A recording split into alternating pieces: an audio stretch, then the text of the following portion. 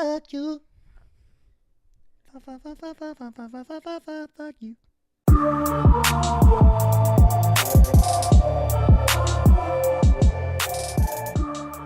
We in. What's up? All right, so I just watched Let me say hi to the people. Okay. Hello, people. So I just watched. This is the Chris and Kyle show. I'm preventing him from getting into what he wants to get into. We're going to talk about the Men in Black trailer. Men in Black International. Yeah. So This is Men in Black 4, technically, right? Yeah. But it's more of a reboot than anything, right? Well, I mean, not no, a, it's not clearly a in the same. continuation. Yeah, it's a continuation. Um, it just doesn't have Will Smith or Tommy Lee not Jones reboots Josh are on Brolin as Tommy Lee Jones. Right. He does an amazing Tommy Lee Jones impression, by the way. Yeah. This is starring Chris Hemsworth and Tessa Thompson, a.k.a. the main characters from Thor Ragnarok. Yeah. And Liam Neeson. Looks fun. Looks fun. The craziest thing about that trailer to me, You have to be in a minority about this. Yeah. I've literally never heard of who these people are. Okay. So Lei Twin is in this movie.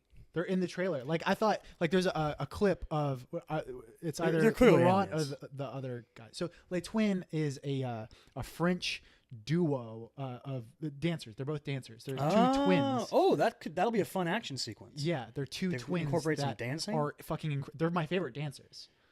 First of all, congratulations on even having favorite dancers. That's cool. Yeah. I don't have a favorite dancer. No. Michael Jackson. Okay. I don't know any other dancers. Yeah. But yeah, Lei Twin, they're fucking really talented French dudes. And they have like a really specific style of dancing. Twitch. Too. They're very. That's my favorite dancer. Okay, there you go. They're super like athletic too, and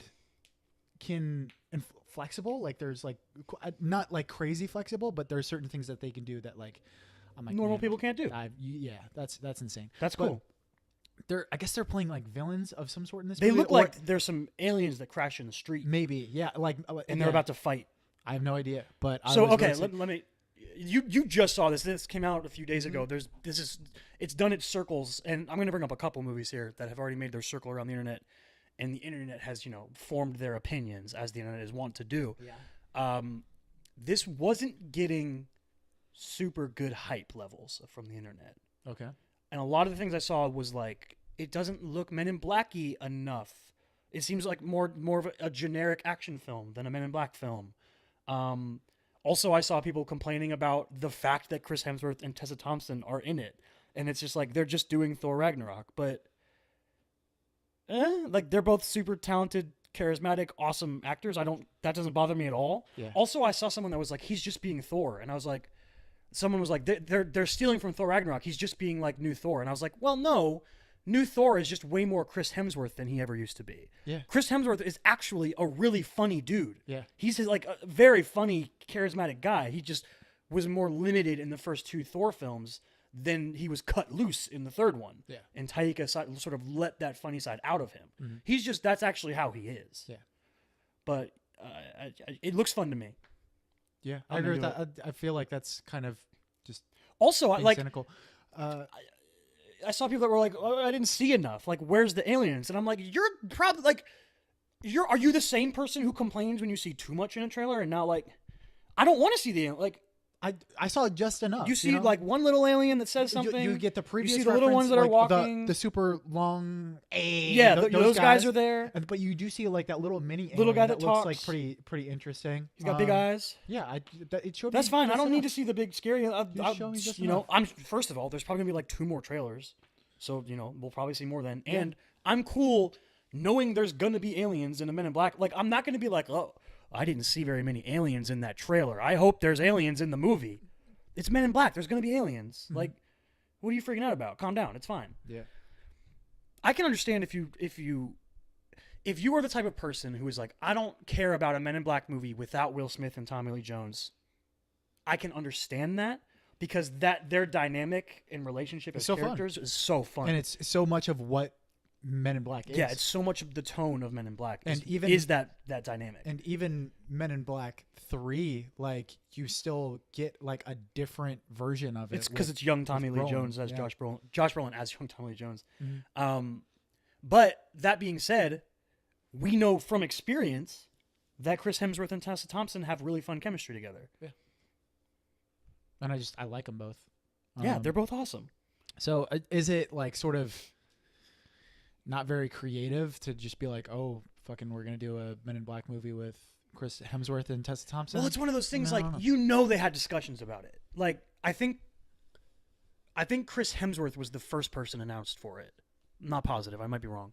But you know, they, like, you know, studios and whoever's directing and stuff, they talked about it, and they were, you know, they weighed the pros and cons of it.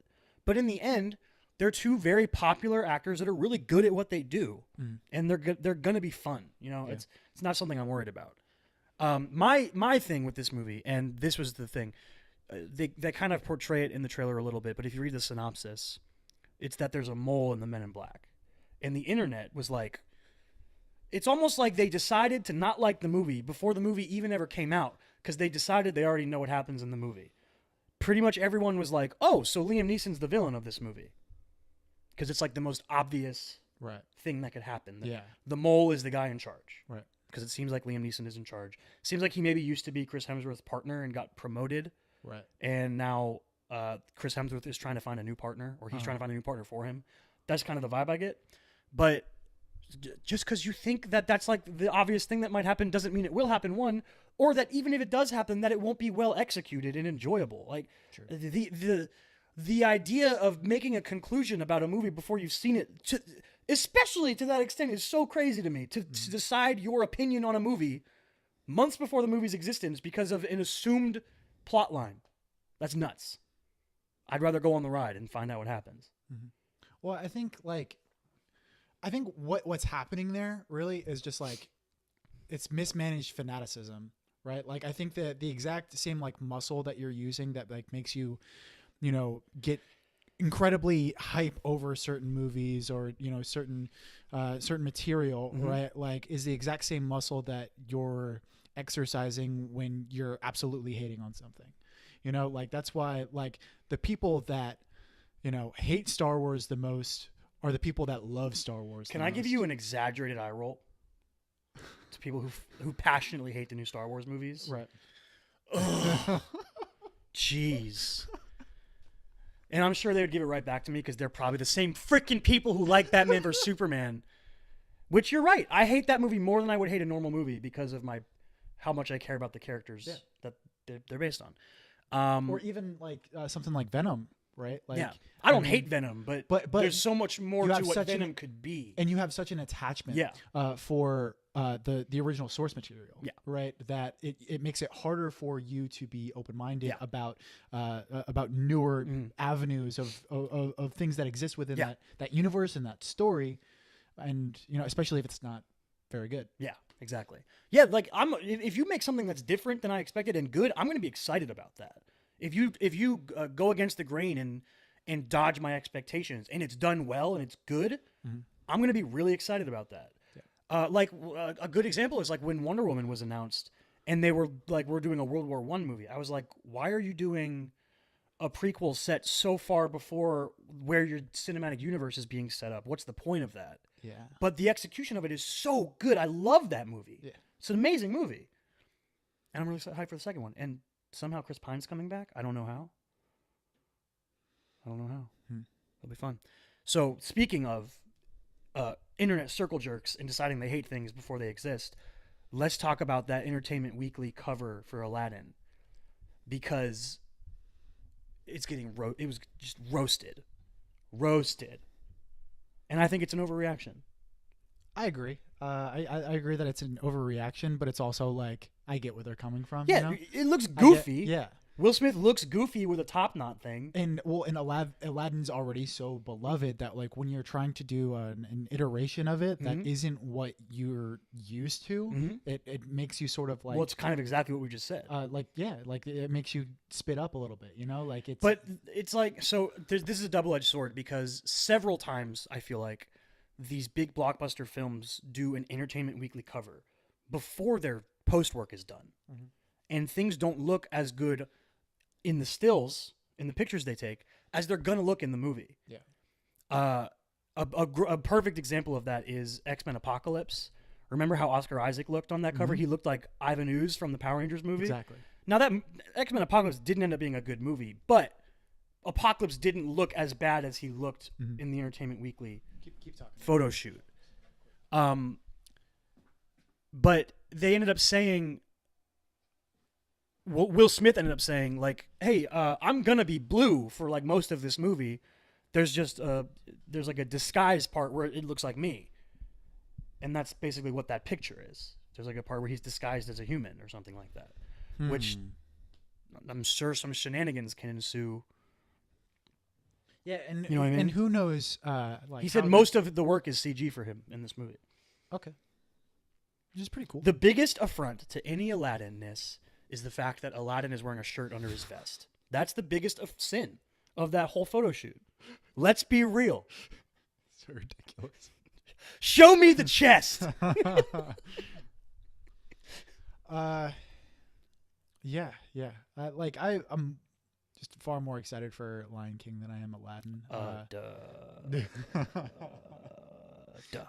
Yo, there's gonna be an Entertainment Weekly Lion King cover, and it's just gonna be like Donald Glover, like him, not even as a lion, and they're gonna be like, the CG's not done yet. What? It's gonna be him with like all the balls on his face when they do the CG filming and the green suit, and he's gonna be like, they weren't done yet, so it's just me. Yeah, first release picture of Simba. That would be funny. The other thing about Aladdin was in that article, they talked about introducing hip hop influence to the story because of Will Smith being involved. Mm-hmm. And apparently, like, Will Smith recorded, like, his first day on set, they recorded his version of what's the Genie's big song? Never had a friend like me. Yeah, Never Had a Friend Like Me. Yeah, so and people were like virtually barfing at the idea of a 90s hip hop version of Never Had a Friend Like Me, Yeah. which I can understand that. I can understand thinking why that's going to be really bad. What if it does suck? Yeah. Yeah. But listen, it's Disney. They don't mess around. Like, when's the last time Disney released something that was just objectively bad that you can think of? Right? They're safe. They know how to be safe with their stuff.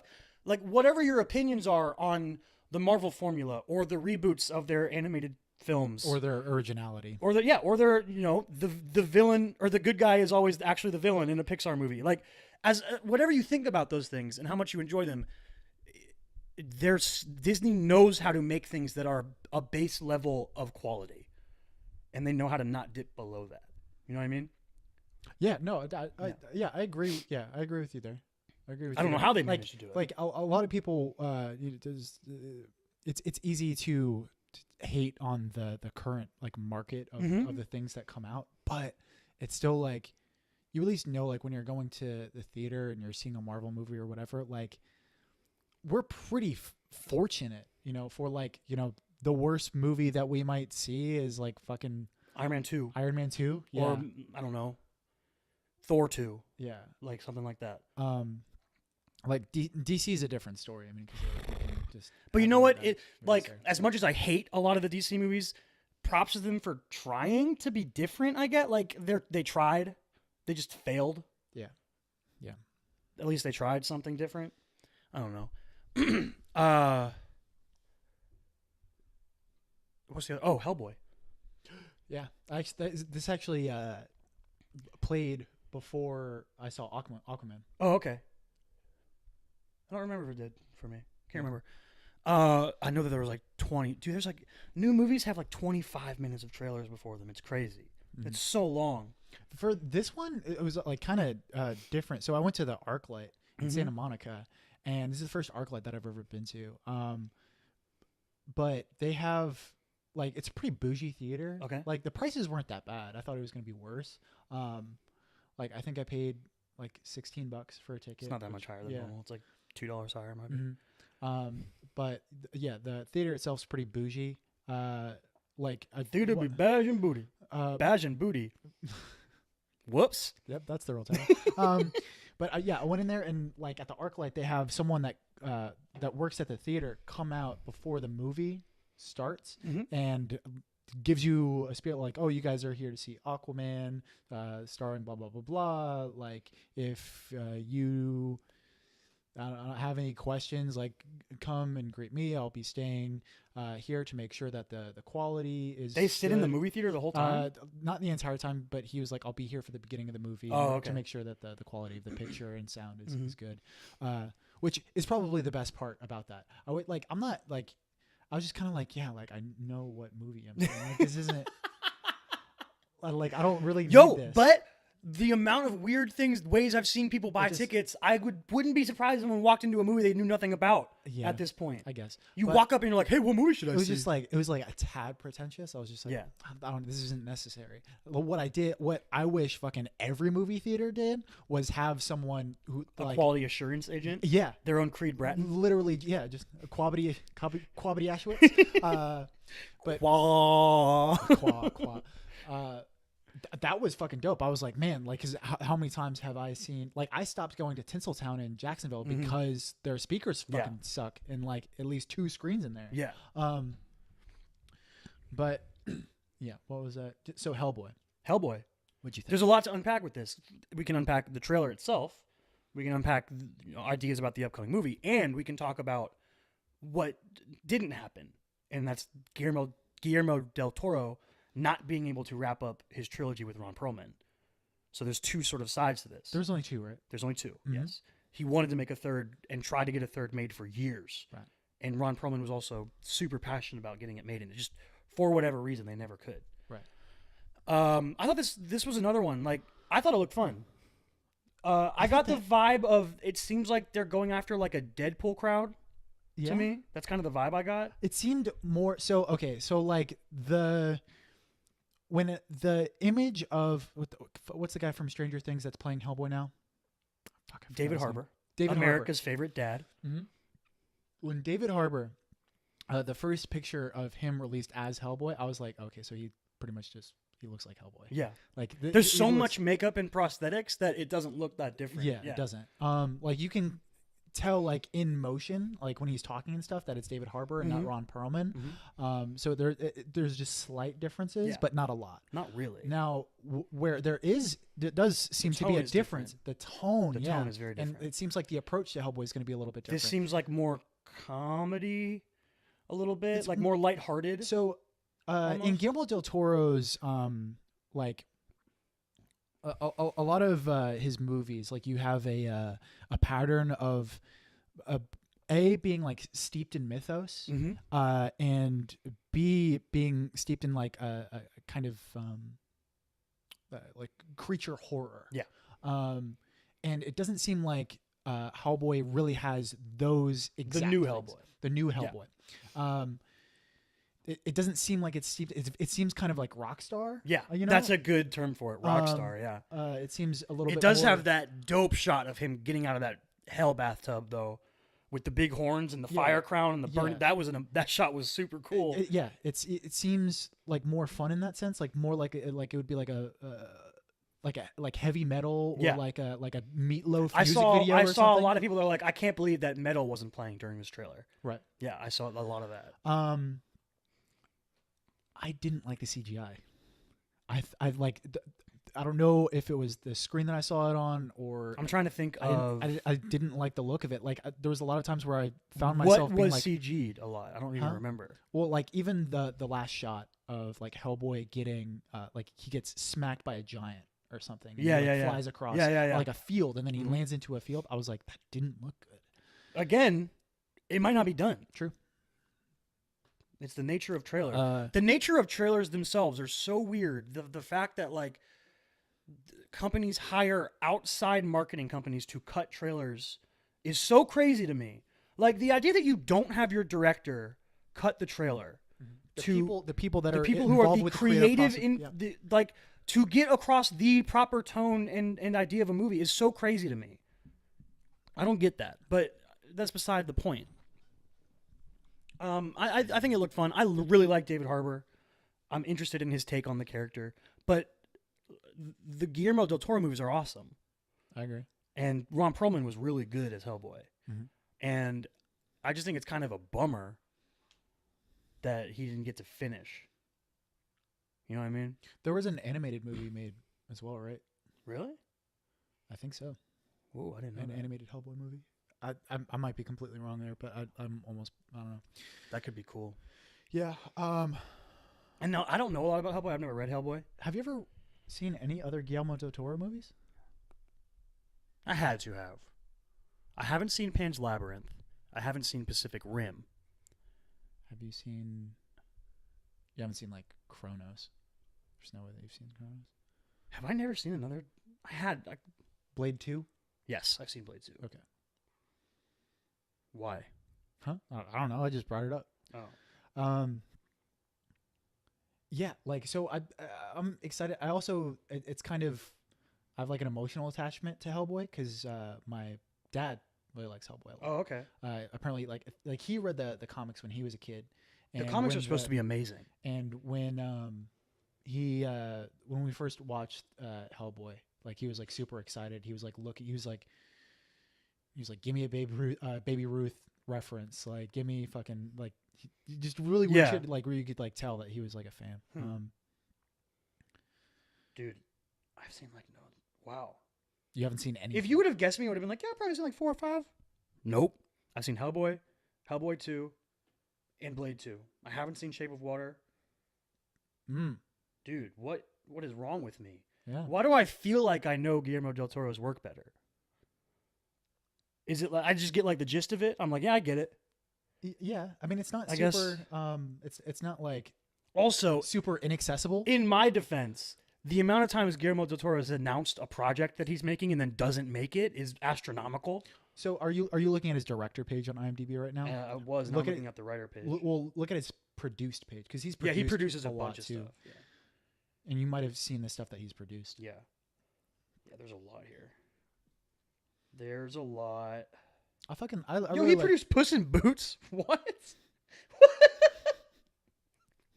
That's so random. Why not? I don't know, dude. Why not?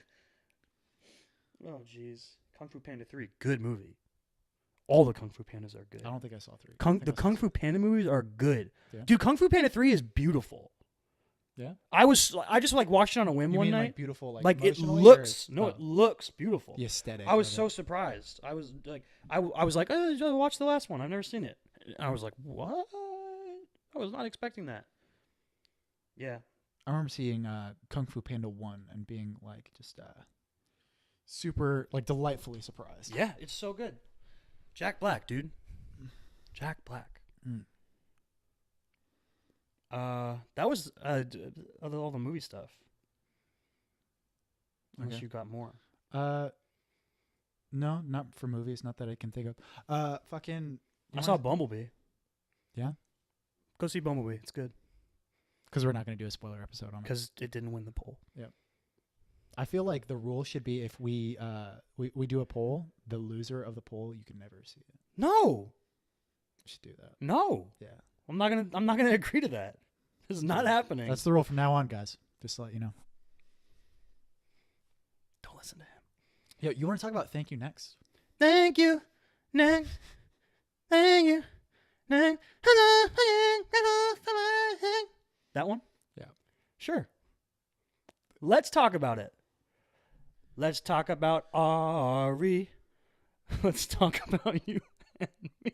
All right. What are your thoughts about the So, okay, I think we need to go back. hype. I think we need to go back a little bit. Let's talk about Ariana Grande for a second. We both really like Ariana Grande. Yeah. The come up seems nuclear to me. You know what I'm saying? Like the past 3 years maybe? The explosion. of Ariana Grande? Yeah. Is it longer Well, than that? Well, I mean, how long ago was she on Disney? She was or never on Disney. Nickelodeon. She was on Nickelodeon. Excuse me. Sir. Nickelodeon. Sir. I have no idea. Because she was but on she's Victorious? Victorious, yeah. She's And way then she had more her own spin-off show. Sam and Cat or whatever. Sam and Cat, yeah, the one with the girl from iCarly that Yeah. wasn't iCarly. Mhm. Her name wasn't iCarly, but you get it.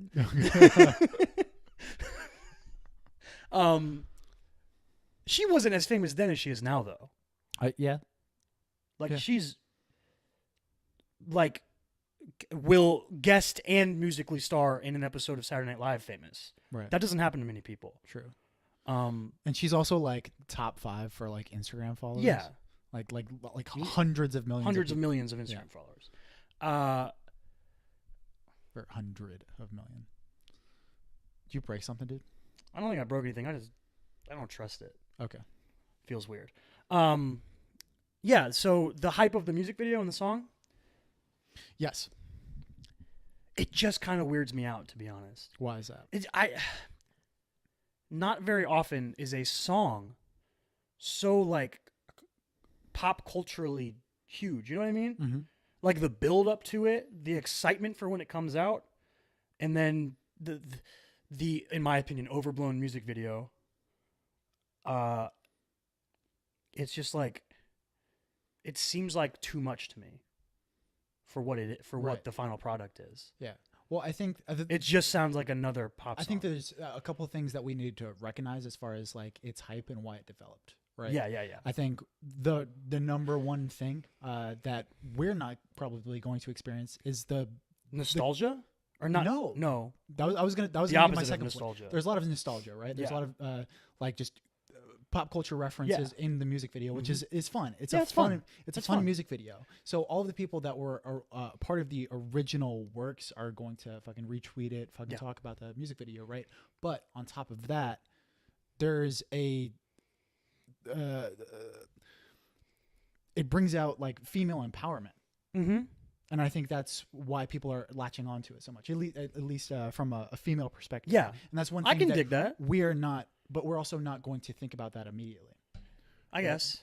Yeah, it's not like as transparent as Run the World Girls, I guess. You know, like True. Like that one's like in your face with it. But you're like, I know what this is. But it is a female celebrity at her peak talking about literal shit that everyone else talks about and her relationships and the things that people say about Ariana Grande in order to bring her down, and she's literally saying like, well, she's literally pulling a Taylor Swift. They do the exact same thing, right? And get treated the same way. I would say too. That idea of like the over microscoping of someone's personal life because they're a popular figure. But the zeitgeist, as far as like how people react to Taylor Swift versus Ariana Grande is a little bit different too. Yeah, right? I think you're because right. The idea of Taylor Swift is that like this. Well, there's more of a purity to her, I think, in terms of perception.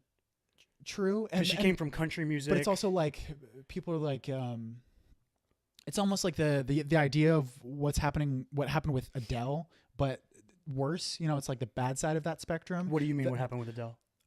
When people bring up Adele and you mean the fact that when she became happy, her music got worse? That kind of stuff. But the this person is literally writing songs about their romantic life. Fucking everybody does that.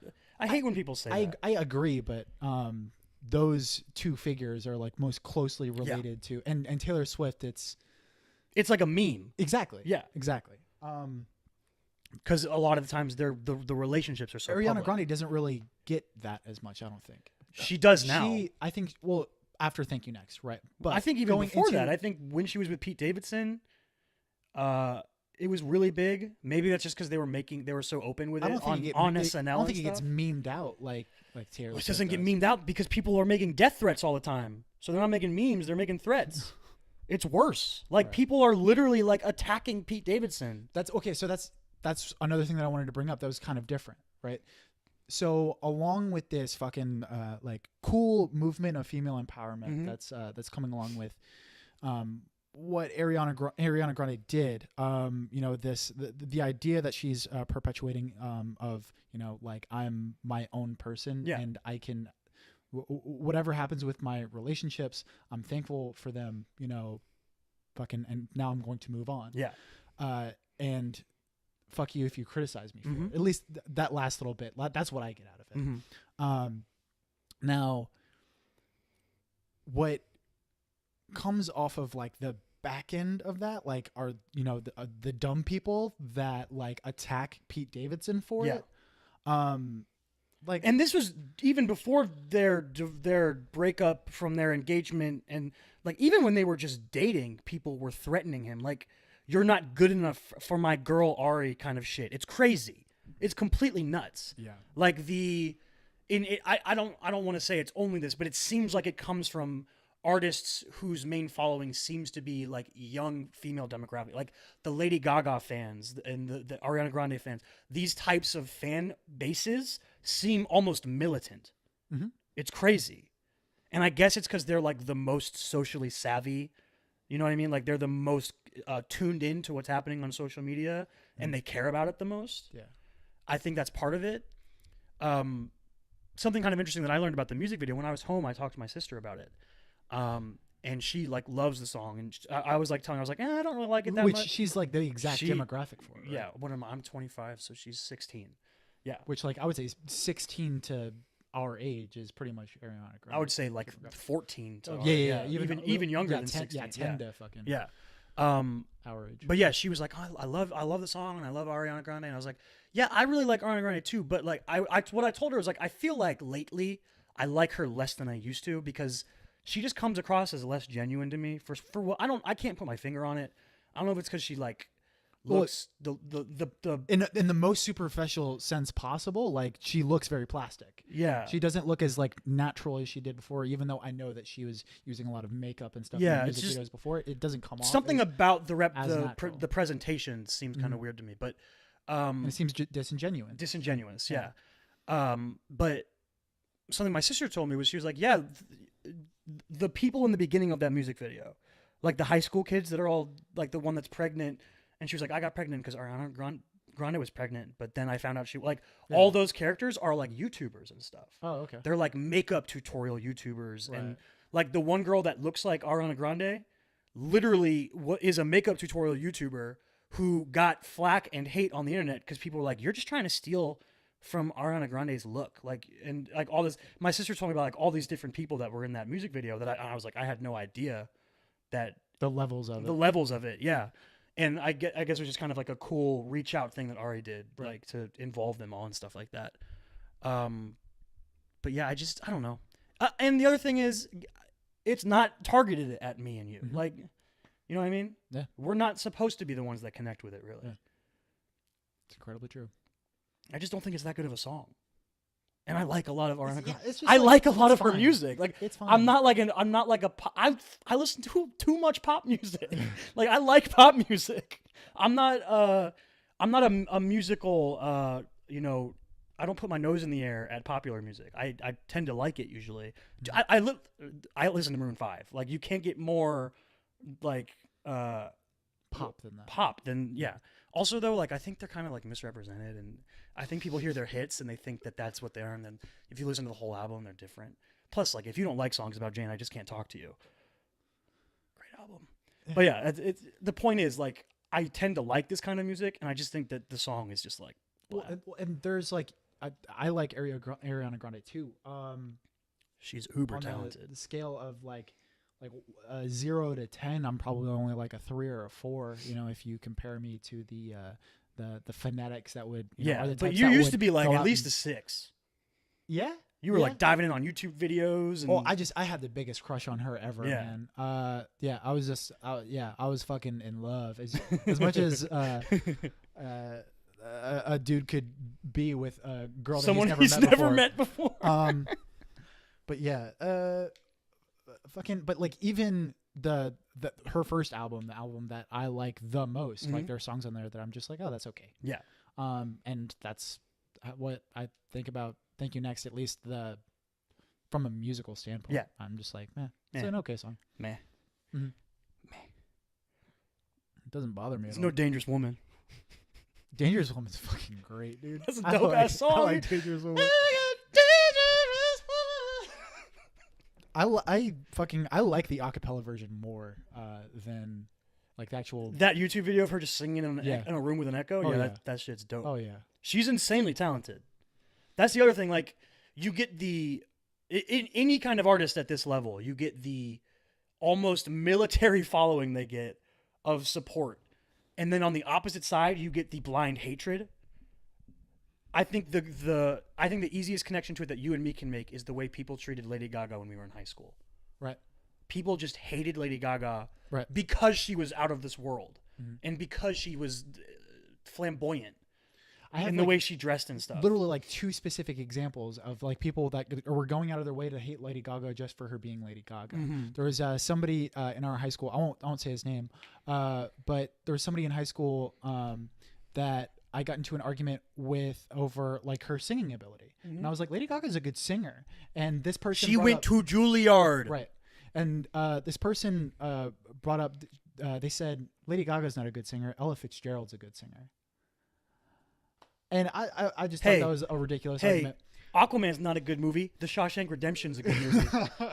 It's like they both can be. What life Why are you living? Yeah, like what? You're just gonna. So anybody that's below Ella Fitzgerald, which is going to be 99% of singers. What is like your gauge of quality? It's like- if that's gonna be what you say. It's like at work, I brought up LeBron James, and somebody said that LeBron James isn't great, and I was like, "What is your threshold for great?" And they were like, "Michael Jordan." I was like, "Oh, really?" So there's one great there's player one in the great history player of in the basketball. history of basketball. All right, cool. I know how you feel. Yeah, that's stupid. Thank you. Next. What were we talking about? We were talking about Lady Gaga. Yeah. Right. And like her, I mean, she's just so fucking talented, and she's such a good fucking songwriter and such a good singer. And there was Pretty good actor now too. Yeah. Apparently. Yeah. Yeah, but like the second example I had, I was in one of my classes, and one of the teachers brought up how like they just kind of like conflated Lady Gaga with like the problems of like the modeling industry, you know, Okay. like the kind of stuff that you see in the modeling industry of like, oh, like real women don't really look like this, Mhm. you know, and they're trying to create an ideal that doesn't exist in normal life. Yeah. Right. But like Lady Gaga doesn't do that at all. Like what Lady Gaga was doing was, hey, I'm fucking weird and I'm embracing it. Yeah. I was born this way, baby. Yeah, exactly. I wear meat dresses. Yeah. Yeah, but you're going to get both sides of that with anything that's crazy popular. It just is toxic to me. Like that kind of stuff drives me on either side. Like the blind devotion to someone, or the blind what's the opposite of devotion? Like hatred. Hatred might be too strong of a word, but like Kanye West is a perfect example now. Like I love Kanye West. I always have. I have very deep connections to several of Kanye West's albums, especially 808s. But it's not hard for me to admit that that dude's gone cuckoo for Cocoa Puffs. Mm-hmm. I'm not going to sit here and try to, as the kids say, stand for him. What's How many people do you think use the term stan and have never heard the song Stan? I don't think Stan's a pretty fucking popular song. When we were younger, I don't know. Is the younger they say crowd? Stan a lot, dude. Is the Fortnite crowd? The fucking- Fortnite crowd. are they saying Stan a lot? I think don't know. so. At least in the hip hop world, because you Right. you stand for your favorite artist. Like Uh-huh. I would stand for Childish Gambino, but I wouldn't. Like if Donald started doing some weird shit, I'd be like, Donald's doing weird shit. Yeah. What are you doing? Well, I mean it's a problem, but that's not just a problem with a younger generation. No, right? no, it's yeah. You know, it's a problem with people. Yeah. Period. The bipolarization of thought. It's a problem with politics. It's a problem Mhm. with like not being able to say approach things with nuance. Yeah. No, it's Speaking detrimental dude, to thought. Now that we bring up Kanye, I saw like there's a I don't know if it was an article or I don't remember what it was, but it was basically talking about Kanye went on like some freaking tweet rants this week, talking about how ever since he stopped taking his medication, he's been freed and he can't be creative while on his medication, and like, he was just saying a bunch of stuff, you know, and it's stuff that seems dangerous. Yeah. That's it's a really good word. Dangerous. Yeah, really good word for it. Like, first of all, have people been misdiagnosed before and given drugs they shouldn't be taking? Yes, certainly. Mm-hmm. But to stigmatize medicine Mhm. as hampering your ability to be a creative or functional person is dangerous. Right. That's messed up. Yeah, and it's something. It's so I mean, we can talk about this because it's going to branch off into a weird place. But I mean, maybe I'm being too much of a centrist here, but I don't believe that like you should just be saying like, oh, mental health is really hard to evaluate, right? Because it is. You have certain people who just believe that it's something that you can completely control. And then there's other people who believe, who just completely victimize themselves and believe that there's nothing that you can do about it. This ties in really well also to the NFL right now with what happened with Josh Gordon. Yeah. The receiver on the Patriots, who used to be on the Browns, who's been suspended multiple times indefinitely from the NFL for weed.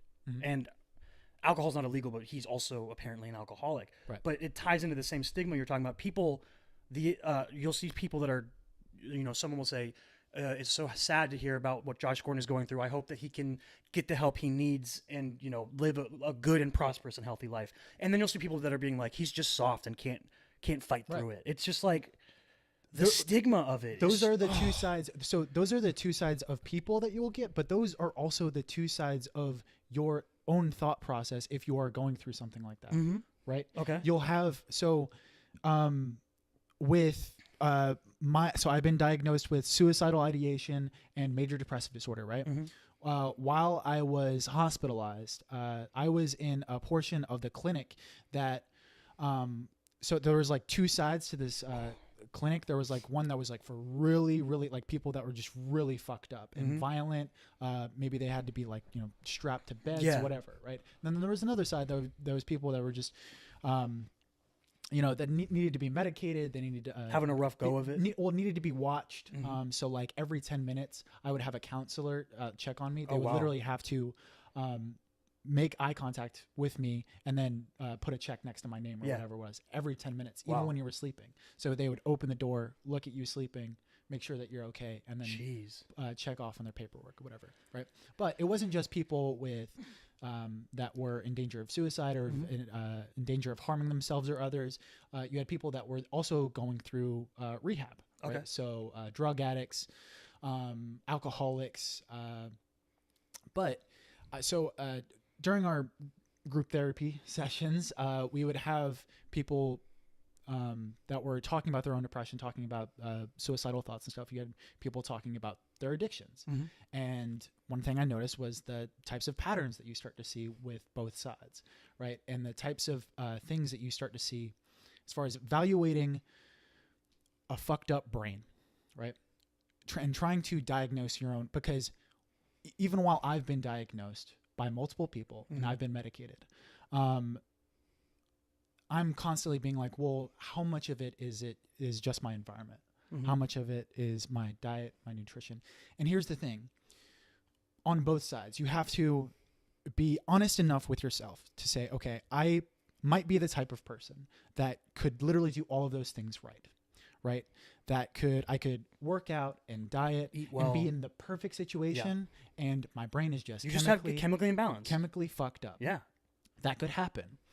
Now, on the other side of that, right, I could be someone who is in the wrong situation, and I could do all of these things without medication, and it could fix me, or at least if you changed your environment and changed your unhealthy habits. So I mean, for me specifically, right, taking me out of the Navy. So like, if I were someone who was making movies all the time and I was working out and, being around incredible people, like I was around my family more, like creating better habits for myself, and creating a healthier environment for myself, how much would that affect my mental health? And it's a good metaphor. Which is kind of a double-edged sword, because being in the military is what gave you access to the help in the first place. Yeah. That's a really good point. But you have to, like we were just talking about, bipolarization and nuanced thought, right? And the hardest thing about mental health and trying to evaluate it and everything is like the exact thing that you're trying to figure out what is wrong is the exact thing that you need in order to figure out how to fix it. You know? Oh, jeez. So it's a catch-22. You know, It's like missing a puzzle piece almost. Yeah, yeah. But if you are a huge figure like Kanye West and you have people that you have influenced in really positive ways, like yourself, like me, there's been plenty of times where I've listened to Kanye West music and fucking cried and been pulled out of some. Kid Cudi's another one. Mm-hmm. But Kid Cudi approaches it from the opposite way. He does it in a smart way. Yeah. He is also, you have to, if you're talking about things like this, you have to have the most amount of just intellectual discourse as possible. And you have to do your best in order to watch what the fuck you're saying. Yeah. Because you could be harming someone. You could make someone out there who actually needs that medication, right? You could discourage them from taking that medication because, you know, Kanye West said. And then they might hurt themselves or someone else or something horrible could happen. Exactly. Just, I don't know, like when you see, like the example of Kanye, when you see him acting this way, like, has he gotten the right help? And at the same time, we don't know him and we don't know his life. Like, you know, like the jokes on the internet of people being like, oh, he's off his drugs. Like, it's the low-hanging fruit joke, but it's also sad and scary. Yeah. Like, if he isn't getting the right help he needs, or if he hasn't been properly medicated, or any of these things, like if he was given the wrong medications before and he got off them and felt better, that's part of it too. It's like he's not entirely wrong. He's just mostly wrong. Mm-hmm. You know what I mean? And it's also an easy joke to make because of the disconnection we have with celebrities. And I think with mental health. As weird as it is, like none of us know who Kanye West is. No. The people in Kanye West's life know who Kanye West is. We know about the idea of Kanye West. That's all we know. Like more than most people, I would say Kanye West is a character that he's portraying than someone that he really is. Mm-hmm. But there's also there's I don't know, like a truth and a lie in the character that he's playing. Yeah. You know, I don't think that Kanye West is absolutely completely sane and he's just going out there and spouting nonsense. I think that he has a lot of nonsense that goes on in his brain. Oh, I'm sure. Yeah. And that exact same muscle is why he's able to be so creative. I heard Joe Budden, who I go back and forth on. Is he who is he? I don't know. He is a rapper? Yeah. But he's a podcast or something?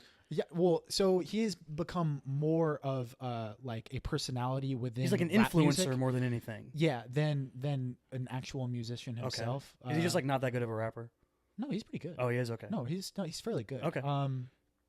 But he's very like steeped in the old school, and there's a pro and a con to that. Yeah, for sure. Like I think that it's like traditionalism. It's the same thing.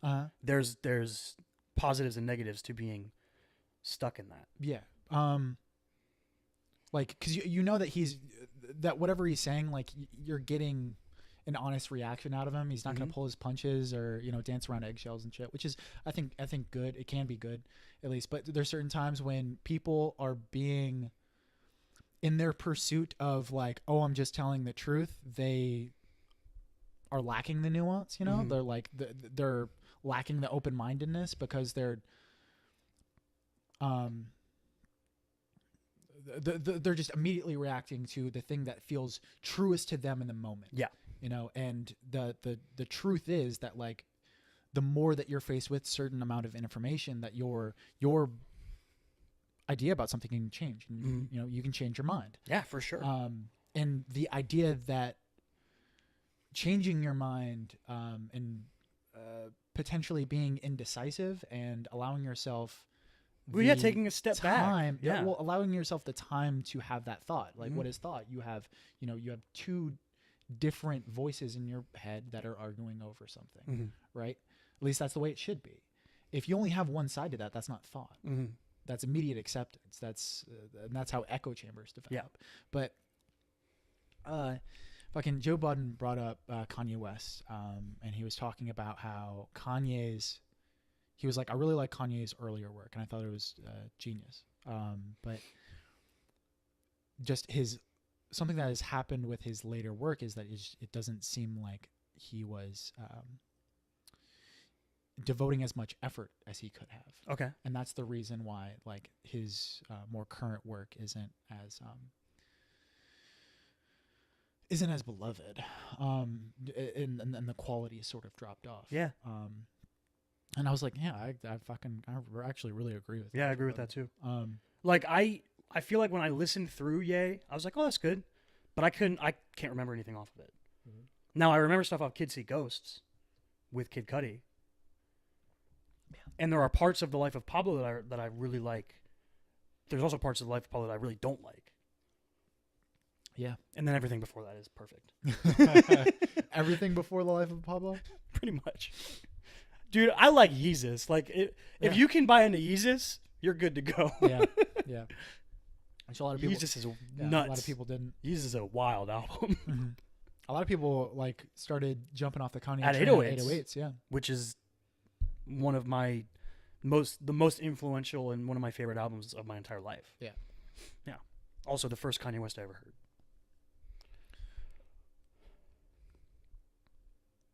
We kind of tied I wanted to talk about Josh Gordon, but they kind of all tied together. No, so what's going on with Josh Gordon? He so he came out on, I want to say Wednesday or Thursday.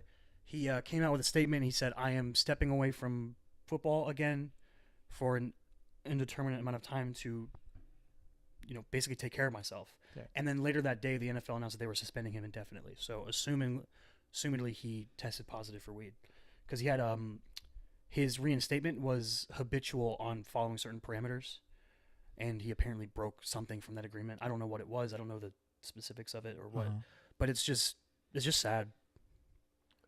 Yeah, like, because he's just been perpetually like falling into these. Perpetually suspended. He's an uber talented guy. And apparently it had a really rough upbringing. And Josh Gordon was the wide receiver on the Patriots, and he used to be on the Browns. On the Browns. He's on the Browns for like 5 years, but only played maybe a total of 1 year, 1.5 years maybe. And then this year he was on the Patriots. Technically, he's still on the Patriots, but he's suspended. Yeah. But yeah, he announced that he was going to take some time off, and then that suspension came, and he can't apply for reinstatement for a year. A lot of people think he's probably never going to play again, and a lot of people would argue that that's probably best for him. If you're having a hard time balancing the demands and the rigors of being a professional athlete with just taking care of yourself, maybe it's better to focus on the one that matters more to your life. Like I was saying before, like maybe it's the environment. Maybe you need yeah. to change something about your life in order to fix this thing. And plus, because medication is not a catch-all. Yeah, and on top of that, there's the glamour and the the envy people feel of professional athletes, and having all the money and lifestyle and everything. But that can be devastating, I think, to someone with the kind of vices that Josh Gordon suffers from. The amount of the demand you're getting from people, and the access that you have to anything you want, that can be really dangerous. Mm-hmm. Well, it's a semi rock star lifestyle, right? I would say that modern athletes are more like the old school idea of a rock star than current musicians are. Than current musicians? Yeah. That rock star idea. I mean, I guess they don't openly struggle with like drugs as much, because they'd get suspended from whatever sport they're in. Yeah. Like athletes aren't running around doing coke for all I mean, maybe they are, but John Jones exists. Yeah, exactly. John Jones is a rock star. Yeah. Straight up. Mm-hmm. Straight up living the rock star lifestyle. Mm-hmm. But he got suspended for it. You don't get suspended for doing coke as a musician. You just get to make more music. And oftentimes it's really good, because for whatever reason, being influenced by these things, can correlate to good art. Mm-hmm. For whatever reason. Yeah, but like that's like a chicken and the egg scenario too. Yeah. Are you already like an incredibly gifted artist? Why are you an incredibly gifted artist? Like why is the quality of art good? What makes art good, right? And who are the types of people? Subjective. Who are the types of people that normally would create that kind of art, right? And usually it's the people that have some kind of hole in their life, right? It's the people that kind of need something, Yeah. therefore have to create something in order to feel satiated with it. Yeah, I had a teacher who was an actor and worked at a theater, and he would talk about he was like, like, oh, you're like you guys are all the kind of people that want to be on TV or in movies, and we're like, yeah, that would be cool. And he's like, you're all insane. Mhm. That's an insane thing to want. Mhm. And I was like, really? And his point was essentially like to desire to be seen like that, which it's a weird thing because like when I think about like wanting to be an actor, I don't think about it like that. I think about wanting to tell stories and be characters and stuff like it's just a weird, but it's a little bit nuts to want to do that. There's in it. I don't know if it's a whole, but it's something like that. Yeah. Well, yeah. It's something you need to fill. Mm-hmm. Yeah. Something that's missing Mm-hmm. that you need to bring into your own existence in Mm-hmm. order to be satisfied with it. I will never be satisfied. Now, like the types of people that are like that, I mean, you can fill that hole with drugs. Yeah. You know, like and it's temporary. The temporary filling is what brings people back and back and back. Mm-hmm. Yeah. Yeah, that's what I was thinking about this recently about like the idea of addiction and like how many people you see like getting off of addiction and then becoming really fucking good at something. Mm-hmm.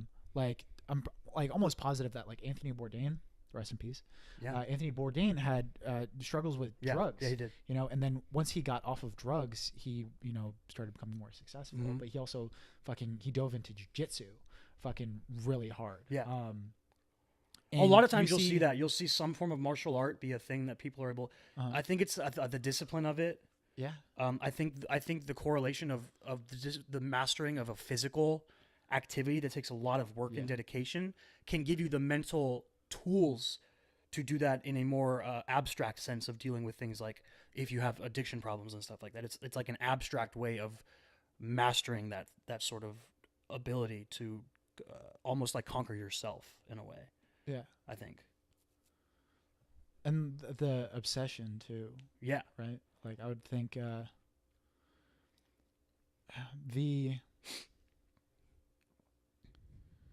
the ability of being obsessed over a thing. Mm-hmm.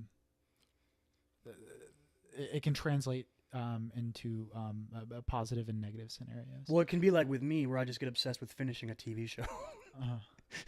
And I don't do anything else. Right. Yeah.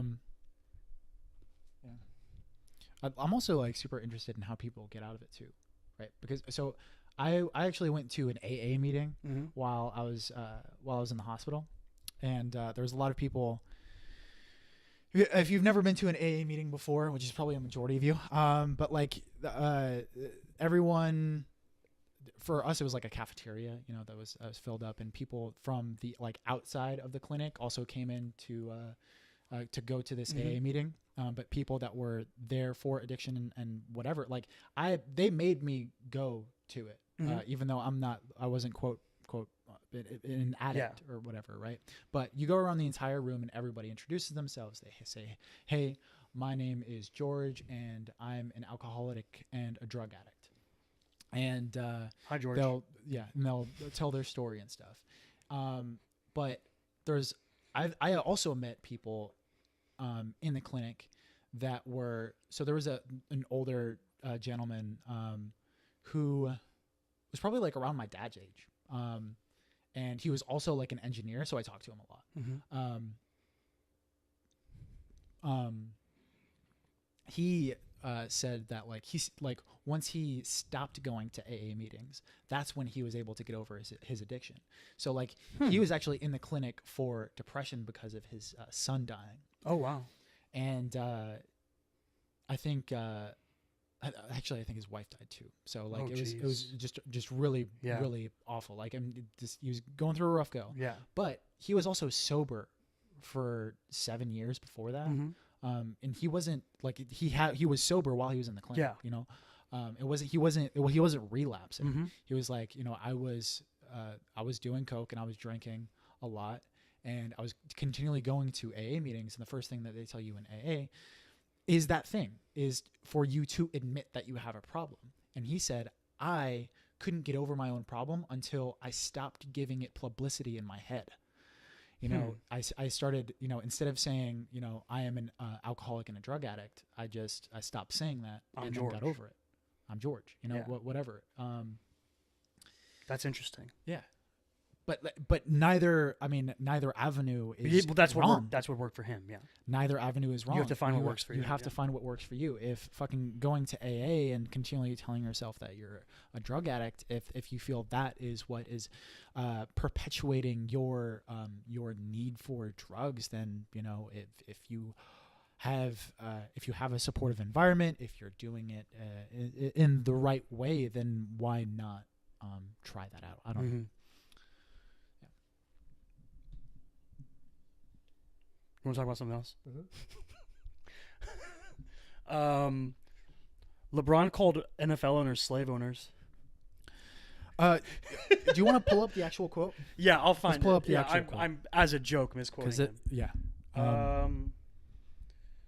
Yeah. Why don't you set the stage while I Google this? Okay. Yeah. So everybody knows who LeBron James is. I'm not going to introduce him. But he has grown increasingly vocal over the past few years. I think because he's just so secure in dude who he is, but don't give a fuck. But he's got fuck you money. Like he does. He has a lifetime contract with Nike worth $1 billion. He's fine. He's going to be just. He's fine. His kids are fine. Their kids are fine. Their kid, go down the line. His friends' kids are fine. Yeah, yeah. So he recently on an episode of The Shop said something about NFL owners and the current cultural perspective, like ideas of how people are responding to both the NBA and the NFL are vastly different. You know, people are pissed off about the NFL. On both sides, there's people, and for different reasons too. Exactly. But the one thing that the NFL does not do well is address their issues in a good way. As Scott Van Pelt said, perpetually tone deaf. They're perpetually tone deaf. Yeah. And that's something. And they're also not very good at making their damage control and making their players like respecting their perspective. Yeah. You know, there's someone that kind of they stamp it down. They stamp it down. Yeah. And that's something that the NBA does not do. They empower it. They welcome it. Like there's certain Adam Silver has talked about how proud he is to be the commissioner of a league with such vocal players in it. Yeah. They not only do they welcome it, but they build it up. Yeah. They want their players to be able to do that because in the end, it makes the business even more profitable. Like when you're looking at it from the bottom line perspective that owners do. Having players that are like the NBA players is even more profitable. Yeah. And the reason I think the NBA can get away with that in a way that maybe the NFL can't and the NFL worries about is because the fan base of the league, the NFL fan base is a lot more like traditional Southern conservative people. Yeah. Yeah. Also, it's just a lot bigger. The NFL is by far the most popular sports league in America. But the NBA it skews a lot younger, skews a lot more liberal than the NFL does. It skews a lot more non-white than the NFL does. So they sort of are also playing to their crowd by building up that kind of this kind of vocalization and stuff like that. But I have the quote right here. So I haven't actually seen the full context of it, but this was from The Shop, like you said. Which is LeBron's basically talk show. Essentially. He gets a bunch of athletes and actors and they're musicians. all in a barbershop and they talk about life. They talk about sports. They talk about anything, yeah. So this says... which is basically like, it's a better version of what the show is. Yeah. Mostly because we don't have LeBron. Yeah. That's the money ticket, dude. We just got to get LeBron. That's it. Damn, dude. Why didn't we think of figured that? it out. Yeah, I'm sure we could get him. He's not busy. Nah. He's not far away. Yeah. All right. LeBron, can you drive to us? We're kind of busy, dog. We can't come to you. Like, we moving and stuff. I have a community college to go to. Yeah, come on, dude. We got stuff to do. So this says, LeBron said, in the NFL, they got a bunch of old white men owning teams, and they got that slave mentality. And it's like, this is my team. You do what the fuck I tell y'all to do, or we get rid of y'all. Mm-hmm. And then he said, I'm so appreciative of our league and of our commissioner, Adam Silver. He doesn't mind us having a real feeling and to be able to express that. It doesn't even matter if Adam agrees with what we're saying. He at least wants to hear us out. As long as we are doing it in a very educational, non-violent way, then he's absolutely okay with it. I need another quote later. Well, James would go on to say that he doesn't believe the NFL doesn't properly value or even care about the players. He said, the players are who make the ship go. We make it go. Every Sunday, without Todd Gurley and without Odell Beckham Jr., without those players, those guys, there is no football. Who said that? This is LeBron. Okay. There is no football. And it's the same in the NBA. The difference between the NBA and the NBA cares about what we believe a player can be, the potential. In the NFL, it's what can you do for me this Sunday or this Monday or this Thursday? And if you ain't it, we moving on. Those are some heavy quotes. And here's the thing about LeBron. He knows the magnitude of everything he says. And that can be tied to something as serious as this and as heavy as this is, to something as kind of benign and silly as saying, I'd love to play with Anthony Davis. Right. The amount of reaction that quote got. Yeah. It's crazy. Yeah. Whatever the dude says carries weight, and he knows it. Yeah. And he uses it. True. So you can guarantee that he didn't just throw this out there. He's trying to make a statement. Mm-hmm. And I think it worked. I also think he's trying to incite change. Yeah, absolutely. Yeah. I my first reaction was like, oh shit, fucking LeBron going in. And then I saw that it was on The Shop. And I was like, okay, that makes a little bit more sense. Like, dude, that show is fucking really good. Yeah. I don't know. I haven't been able to watch it yet. I've seen 2 episodes of it. I haven't seen. I think I would really I haven't enjoy seen it. the episode where this quote comes from, but there's a lot of really good shit on there. And it's fascinating listening to people who are so crazy talented in their respective field. Literal or figurative. Because I mean, he doesn't just bring it on athletes, but he brings on business people. He brings on musicians, actors, comedians. Yeah, actors, comedians. Yeah, yeah. So it's fascinating. This quote specifically, I was just like, "Fuck yeah!" Like, I loved it. You tell him, LeBron. I love it. Well, I mean, because it's something that like I have thought about. Like, dude, to me, there's a future where LeBron James buys a football team. Yeah. That future, he's talked about wanting to be an owner in the NBA. Yeah. And I could see that happening too. But if he got his foot in the door in the NFL, ooh, boy. Yeah. Ooh, he's going to buy the Browns one day. Yeah. It's a heavy topic though. Mm-hmm. And inevitably it's going to lead back to Colin Kaepernick more before anything else because it's the most obvious. Yeah. And the most in your face thing. And do you know what happened this week? What? You know who Nathan Peterman is, right? The Peterman? Yeah, he got released from a team and then he signed somewhere else, right? He got released a few weeks ago by the Bills. Right. After throwing a bazillion interceptions. Okay. And being like the worst quarterback of all time. Okay. And he signed with the Raiders last week. The week after, the Redskins had to sign Mark Sanchez and then Josh Johnson in back-to-back weeks because of injuries to their quarterbacks. You know who didn't get a workout with any of these teams during any of the times of need? Yeah. Colin Kaepernick. Yeah. And it is the Peterman? The Peterman? And I don't follow the actual game of football enough to be able to evaluate what like how good Colin Kaepernick is as a quarterback. I know that there's you can debate about his quality of quarterback play and the level he could be at all you want. You can debate his ability to be a starting quarterback or any of that. But if you can't sit down and acknowledge the fact that the dude should be on a roster, you're just blinding yourself. Yeah. To me, that is you're just being ignorant at that point. Yeah. Yeah, I can't take you seriously if that's your point of view. Especially if you sit there and you think it's fine that Nathan freaking Peterman is getting signed. Come on. Well, when he played for Pitt. He was pretty good. Who cares? He's garbage. The dude's thrown more touchdowns to the defense than to his own team. Is that real? Yeah. Damn. He's horrible. I mean, nothing against it, dude. I'm sure he's, a delight. But he sucks at football in the context of the NFL. Right. He's obviously way better than us. Yeah, exactly. Football. Yeah. Triggered by that shit. The Peter man.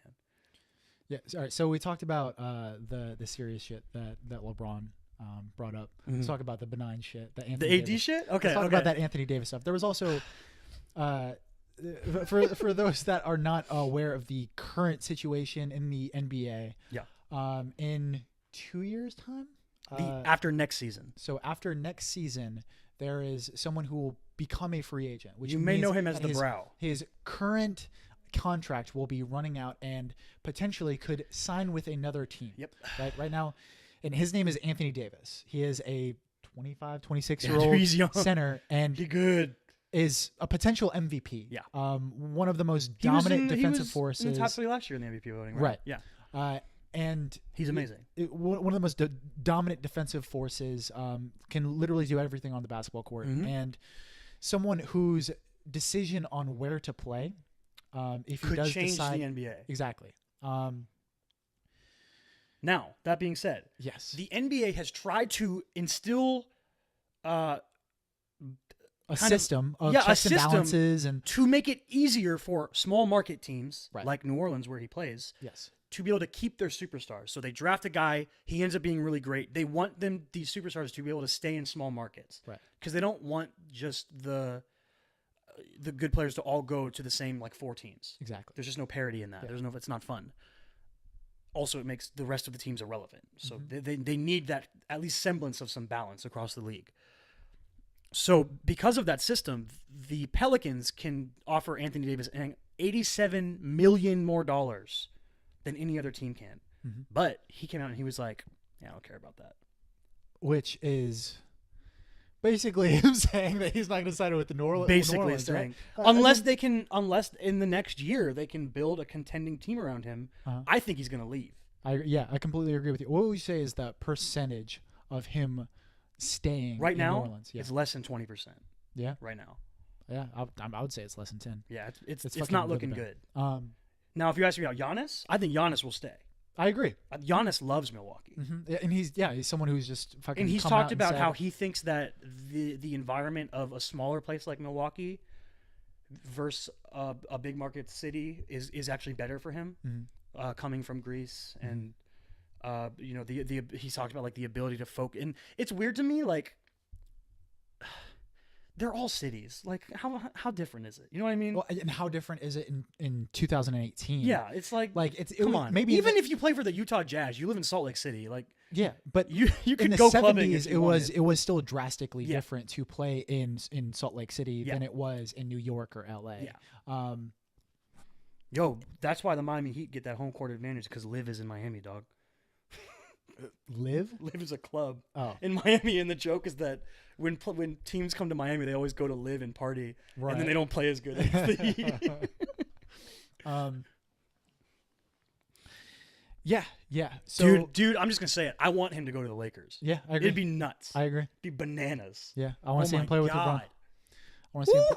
And also, so I think you bringing up Giannis is a good example, right? Because I want Giannis to stay in Milwaukee. Yeah. I love the fact that Giannis is in Milwaukee, but Fear the deer. that franchise has also made better decisions as far as surrounding Certainly. Giannis with good talent and great coaching. You know who could Now- fit really well on the Pelicans? Huh? Buddy Hield. Right. You know who they traded away? Buddy Hield. Right. There's just they've made several Bad decisions. bad decisions. Yeah. Yeah. And And I mean, I don't know enough about basketball or coaching specifically to know how good Alvin Gentry is. Alvin Gentry's good. Alvin Yeah, Gentry's good. I see people talk trash about him, but I'm like, Yeah. I I don't think the coaching is the problem. I just no. don't think that there's enough pieces around. Drew Well- Holiday is good. Yeah, Drew Holiday's really good.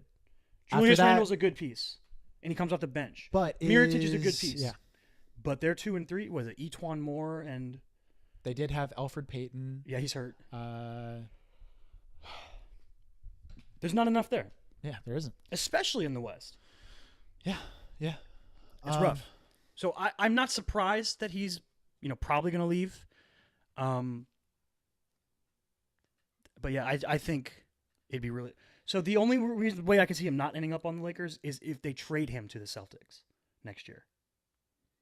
Yeah. If they, they cash in their chips essentially. And like almost everybody in the league is going to be going after Anthony Davis, right? Well, yeah, but apparently the Celtics have been. Yeah, they've been fiending. Danny fiending Ainge for a has long been time. like planning his move for Yeah. Anthony Davis for like 5 years. Right. That's like the reason he's been building up so many assets and stuff is because he wants that dude. Yeah. And I mean, that team, depending on what they had to give up, could be super nasty. I mean, they're already nasty, but like Kyrie and AD with some of those young guys around them would be crazy. But I love we're talking about the benign. There's no way they give up Jason Tatum, right?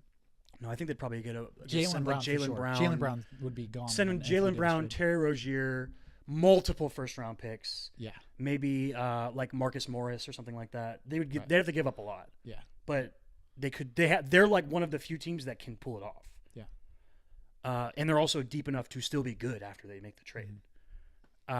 Okay, so why are we even talking about LeBron and AD right now? The benign comment, yeah. Right. So LeBron, somebody asked him his thoughts on playing with Anthony Davis, and he said, "I would love to play with Anthony Davis. That would be amazing."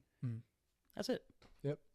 That's it. People went nuts. Uh-huh. People went crazy, and then small market teams apparently were starting to get heated, thinking this is tampering. Yeah. Which there are rules in the NBA against tampering where rival executives and coaches cannot reach out to players of other teams to recruit them. Perfectly reasonable. I totally get that. Yeah. But there's no rules about players just talking about other players. You can't police that. Yeah. It's not. You can't. Now, The where it best starts thing to was get- the next day after the game, LeBron was being interviewed, and they were like, "What do you have to say about all of the hullabaloo about your comment from last night?" And he was like, "Ask me if I would like to play with Kevin Durant."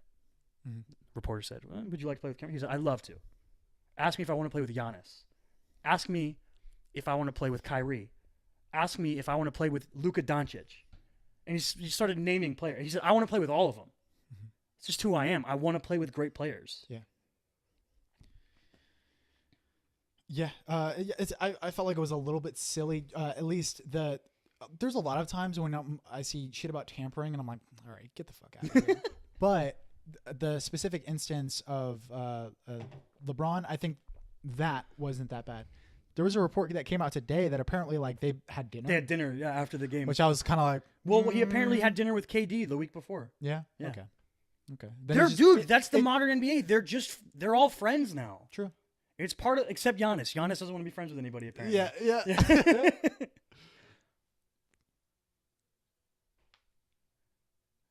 Okay. Boy. Okay, Ooh. I'll for feeling audio good. for Sorry, audio audio. listeners. Kyle just showed me his phone, and it was a score of the Miami Heat Milwaukee Bucks game, Speaking of Giannis, and the Heat are beating the shit out of the Bucks 72-58 right now now. into the third. Is it hot in here? Is it hot in here? Bruh, if we finish this, we're like 7 of our last 9, including a 4-2 6-game road trip, You're- flying up. yeah. We're about to get the GOAT back. Deion You guys Waiters are- is coming back. You guys are trajecting upward, Yep. and fucking the Magic are trajecting. We're downward. both. You are regressing to the mean, and we are progressing to the mean. Yep. Oh man. Yeah. Sorry, I had to peek the score, and I was not expecting that. I was like, it'll be close. Mhm. Just don't Which blow it, boys. apparently Milwaukee has been like sort of like up and down. I mean, yeah. so if you look at how I think out of their last 10 games, they've been 5-5. if you look at how their season started, it's not a pace you can keep up. That level of shooting, they were just shooting so well. Mm-hmm. You can't rely on lights out shooting. Mm-hmm. Not even the Warriors can rely. There will be games where Klay can't hit. There will be games where Steph's not hitting.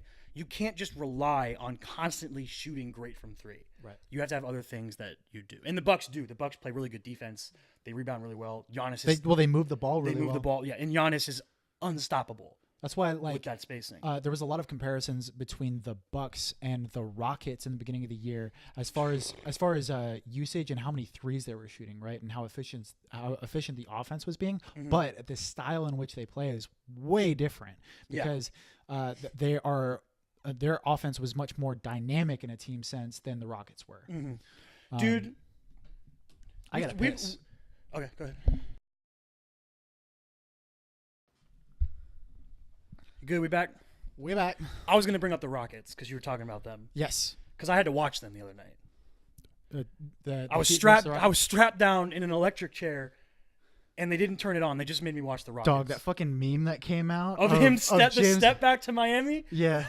For those that don't know, okay, Oh, so James Harden committed a fucking travel, a double step back Yeah. at the end of the Jazz game, like in a really crucial time, Yeah. really crucial moment. Did a double step back, which was a clear travel Yeah, that 4 didn't get steps. called. But not only after that, he pump faked it and got Ricky Rubio, I think it was, Was it? to foul him, and then he got 3 shots off of it. Right, but.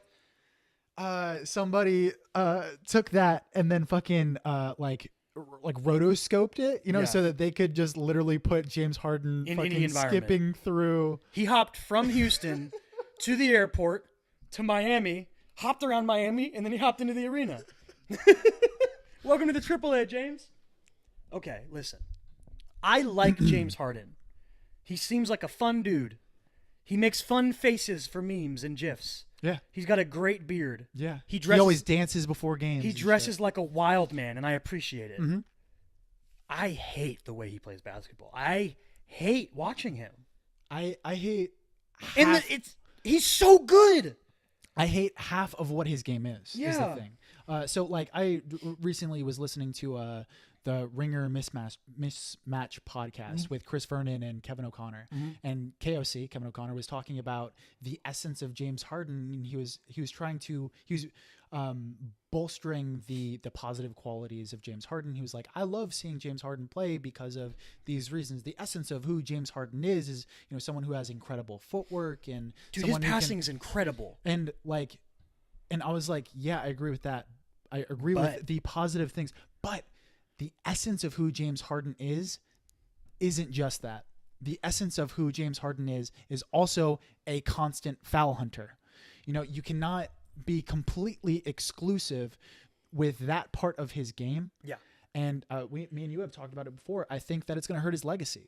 I think that at least the way that people view James Harden right now is someone who constantly foul hunts and will just as much as It's not even a flopper mentality either. It's like it's more aggressive than that. You know what I mean?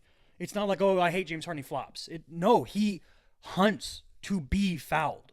He literally will purposefully take a shot that he knows he won't make because he knows he'll get contact. Yes. And sure, he's playing within the parameters of the game, but it's against like the spirit of the game. You know what I mean? Exactly. It's against the spirit of the game. That's exactly what it is.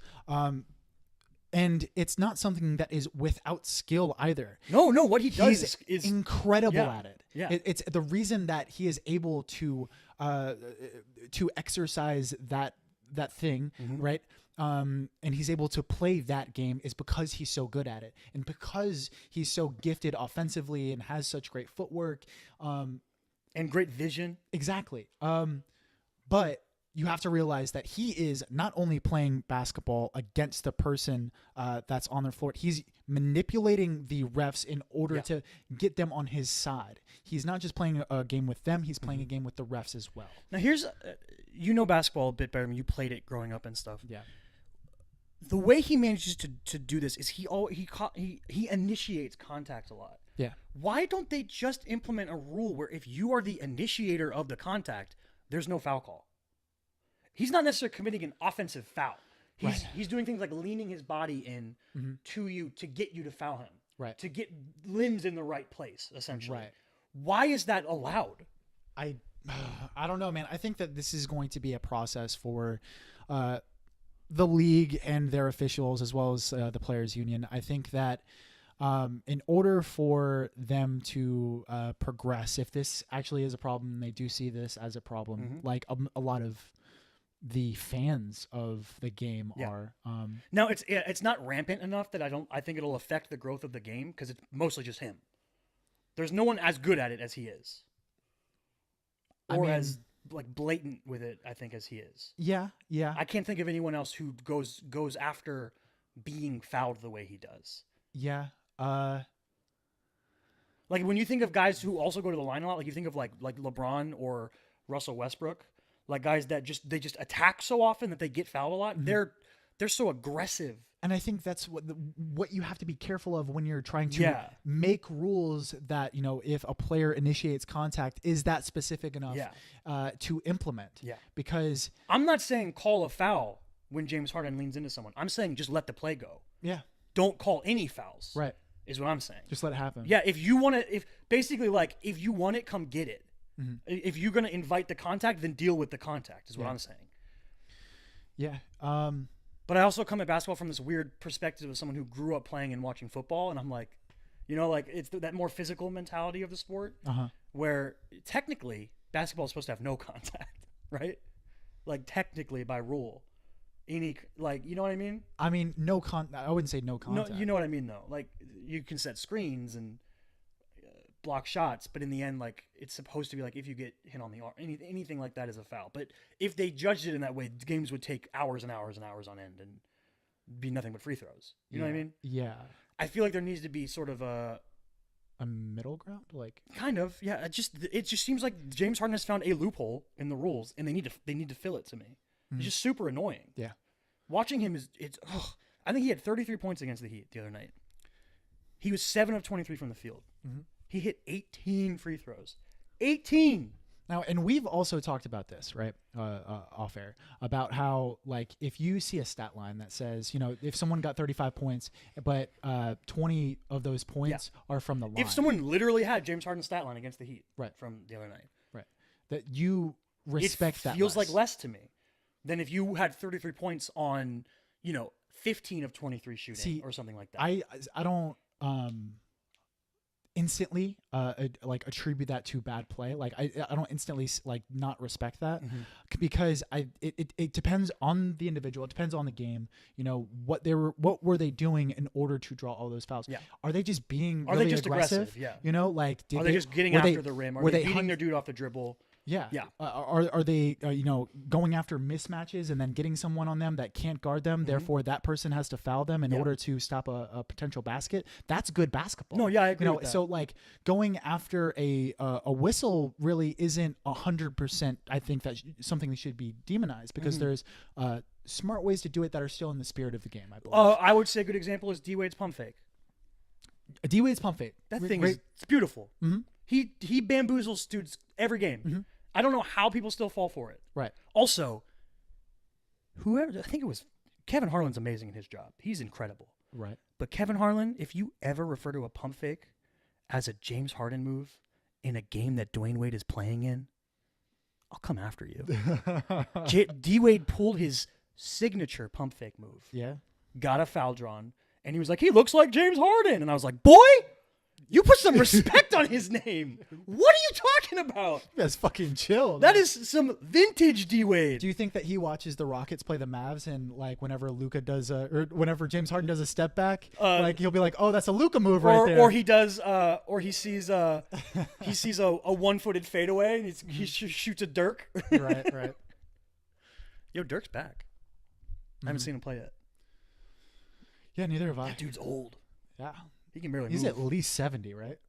127. He's 137. Frank Sinatra was sitting in this chair. I said, Frank. He said he's 137 years old. You friends with Dirk Nowitzki? So fucking stupid. Who would be the modern equivalent of Frank Sinatra? The modern that you could be in a barbershop. You mean like directly, like voice wise, or no, like icon wise? Iconically. Who would a barber say was, if you're in New York City, right? And a barber says, X was sitting in this chair and he told me that so and so was 137 years old. It definitely couldn't be X, You know what I mean? If whoever was sitting in the chair. I don't know, because like Frank Sinatra is also so well respected, so you can't just say like someone that's super popular. You can't say some scrub. You can't say like Justin Bieber. No. No, you definitely can't say Justin Bieber. But like, how many people like don't have that that are that popular that still maintain carry that level of respect? Yeah, there's like a also like that if you were like, yo, they're in the Mafia, you'd believe it. You know what I mean? Yeah. That has to be a part of it. Oh, like yeah. That's good. Yeah, that's a good point. What? Okay. Because this maybe doesn't work with the Mafia thing, but what about John Legend? maybe, Maybe. yeah, Mhm. yeah. Because he's pretty well respected. Mhm. Wouldn't it have to be? He's also somebody- got that like air of coolness. Yeah. No, I feel like she's not a guy. I would be like Beyonce. Oh, okay. Dude, I'd believe that Beyonce was in the Mafia. I'd Mm-hmm. believe that. Like, if that was a headline news thing, Yeah. I'd be like, oh, fuck. I get it. Well, people already believe that she's like an Illuminati, right? That's the thing. Well, yeah, people think Jay-Z's a vampire. For real? That's the thing? Dude, I've seen a A picture. vampire? Dude, I've seen a picture on the internet of a dude from like the 30s that looks exactly like Jay-Z. Exactly like Jay-Z. Damn. Like Jay-Z's a vampire. Like he was around back then. His picture was taken. He's still here. He still looks the same because he's immortal. That's like Because he's a vampire. it's like the end of The Shining, dude. Yeah, sure. I've never seen it. No? Nope. That's not really a spoiler. Not sure. Wait, is it Jay-Z? Is it Jay-Z? Is Jay-Z the answer? What? Is Jay-Z Frank Sinatra? Oh, is Jay Oh. Is it Jay-Z? Yeah. I think it's probably Jay-Z. Yeah, probably Jay-Z. Wow. I mean, like he's a mogul, you know, Yeah. like he's Yeah. someone who has a lot of money, very well respected. He has that air of coolness. doesn't have like any Justin Bieber and him. like he could be at the most high-end function or like at a block party But he like and be but fine the at thing either with like one. Frank Sinatra is he like also did a lot of acting too, you know. So like his That hurts so Jay-Z. so if you like That you helps have to- Beyonce though. yeah. Hmm. Who the fuck is the new Frank Sinatra? I mean, Because it can't even be Logic. well, no, it's not. It's not Logic. It's just not. He can call himself Sinatra all he wants, but it's not him.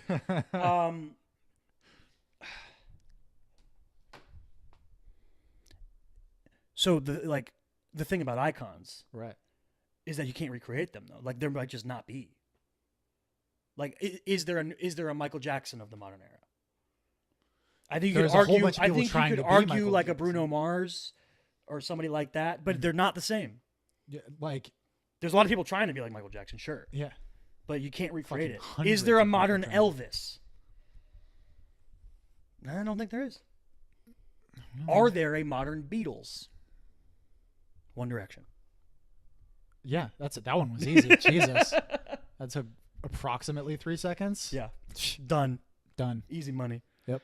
I don't know if there's answers to any of these questions. I can just like you remember in fucking Star Wars when Ben Kenobi, I think, because he wasn't Obi-Wan at that point. Ben Kenobi talks about He was in the disguise. thousands He was of voices. in disguise as Ben. But the thousands of voices that he heard cry out, I feel like I just heard that when we just compared One Direction. But it was a joke. to the Beatles. It was a joke. Oh, it was. Yeah. Oh, I thought we were on the Man, you're precipice. you're of, committed to the bit. I thought we were on the Okay. precipice of. I want to love you, pretty young thing. That's a Beatles song, right? Yep. Hell yeah. You got anything else? Have we I don't want to end this yet. Let's What- fucking let's play around with this this. the Sinatra thing? No, not the Sinatra thing. Okay, good. I talking was about, done with it. As far as like what else we can talk about. Okay. Okay. You talked about how you don't really follow football, but you have the next like 2 weeks of football are huge.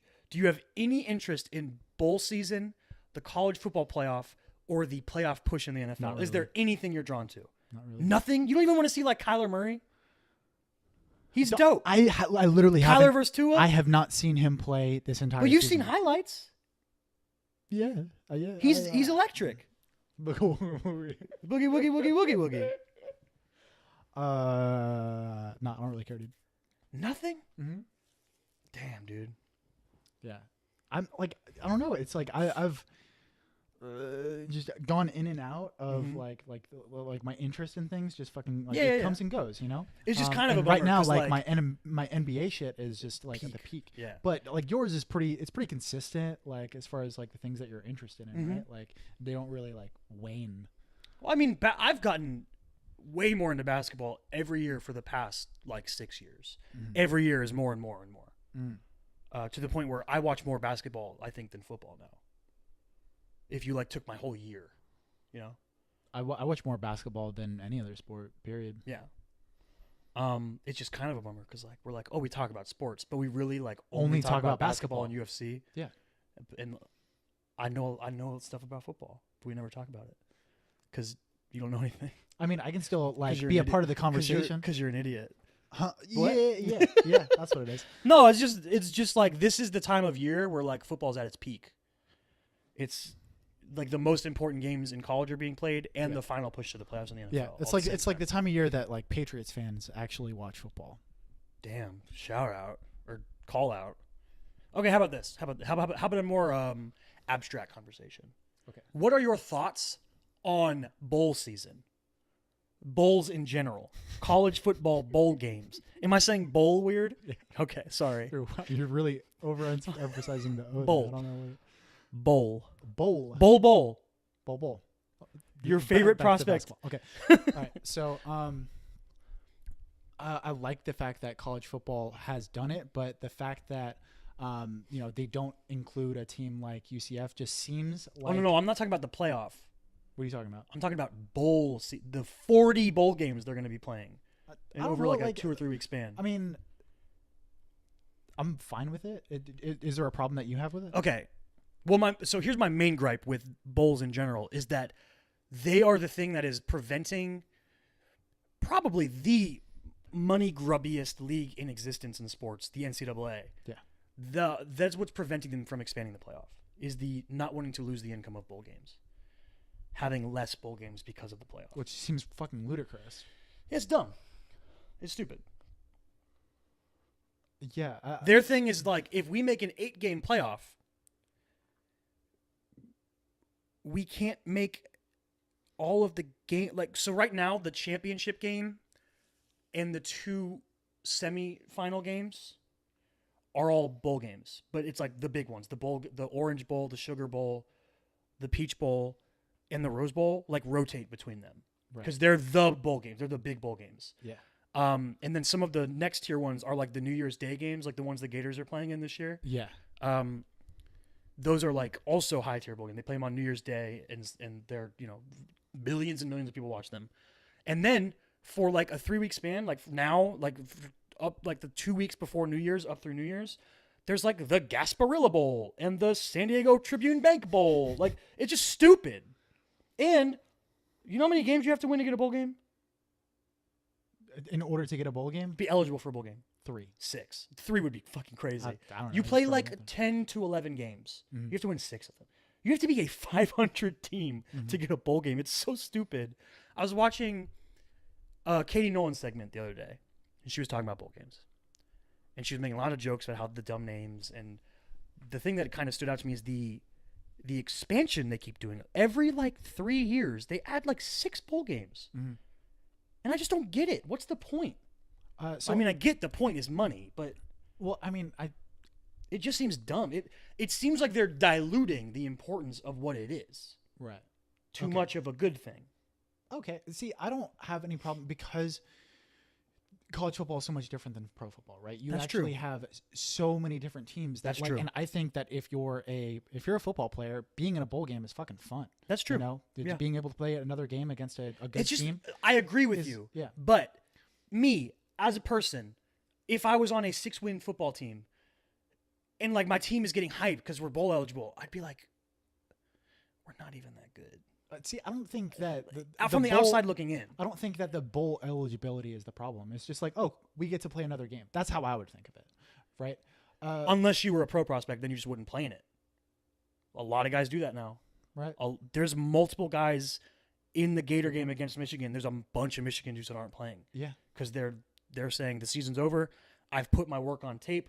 I'm trying to get in the NFL. I'm not trying to get hurt doing this nonsense that means nothing and I make no money for. Mm-hmm. It's a good point. Which I think that's more of a credit to the fact that the players aren't getting paid. Yeah. I think if players were getting paid. Oh, that was another thing she showed. It's the only game that players are allowed to receive gifts for. Mm-hmm.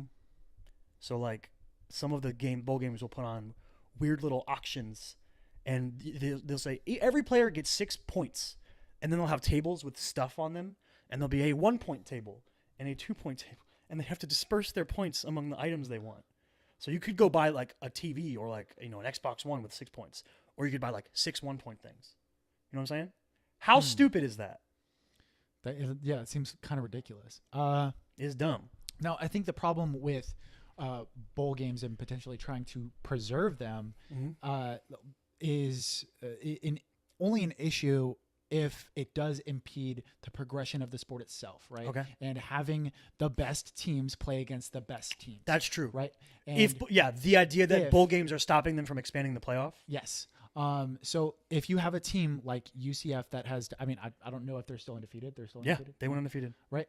I mean, they have their bowl games still. They're doing everything that they can in order to play the best teams in the world, or in the nation. In the world. Right. Yeah. There's no. Dude, if football was an Olympic sport, there'd be whoopings going on. Right. Whoopings. Right. It's just weird to say world because there's okay. Anyways, that should be the only problem if you're trying to preserve bowl week. Like, oh, well, we can't have an 8-team, which I don't understand. I don't understand we can't have an 8-team playoff because we're preserving the bowl games. I don't either. Doesn't make Just sense. make all of the games bowl games. Call them the bowl game. Mm-hmm. This is the Chris and Kyle Show Bowl. Mm-hmm. You want to sponsor a bowl? That'd be fucking We need sick, dude. We need like millions of dollars, millions, to sponsor a bowl game. What we'll do is we'll have a bowl game between 2 0-win teams, right? And that's how you become eligible for the TCAX Bowl. It's like winning the Razzie. Yeah, kind of. So we're That's the the Adam only way Sandler that- of college football. That's the only way that we're going to be able to get in. I still need millions of dollars. Yeah? Yeah, because you got to like get the stadium. Uh-huh. You got to get. I don't know what else you need. I mean, I think just the stadium. And we can do that points thing, but we can do it for like the 6 points table will be like T-shirts T-shirts that we don't have. of our own merchandise. They can have some of my shirts. Yeah. That's it. 6 points for my Bulbasaur shirt. That's your hottest. That's your most valuable asset right now. Yeah. Yeah. It's bowl. I used to love bowl season. Mm-hmm. I think I'm just kind of graded on college football in general, though. I think just the more nonsense that comes out about the NCAA, the less I want to watch college sports. Right. Like I still watch Gator games, when I can, and I'd still like to see the great players play. Like I want to watch the Oklahoma-Alabama game, even though I have very passionate thoughts about Oklahoma and how they're going to get their asses beat because they always do. Oklahoma is just, it's a thing for me. That's who Kyler Murray plays for. Yeah, Right? Kyler Murray plays And he won the Heisman? Yeah, he did. Mm. Yeah. It's just like people have this weird thing about Oklahoma because Oklahoma always puts up points every year, but they play in the freaking Big 12. There's no defenses in the Big 12. They all just run air raid systems and score 50 points a game. And every one of their games is like 60 to 66 shootouts. And then every time Oklahoma ends up in the playoff, they just get destroyed by an SEC or a Big 10 team because they actually have athletes on their defense that can play defense. Yeah. So it's just like every year there's like this, no, Oklahoma. And I'm like, it's just going to be the same thing as always. Like it's been going on since like Sam Bradford. Right. It's just always been the same thing. And I just never buy into Oklahoma. But I think Kyler Murray's dope and I want to watch him play, even though it's probably just going to be him running for his life against Alabama. Right. +2 is also super dope. Fun to watch. I also think Clemson will murder Notre Dame. Just wreck them. That's just me, though.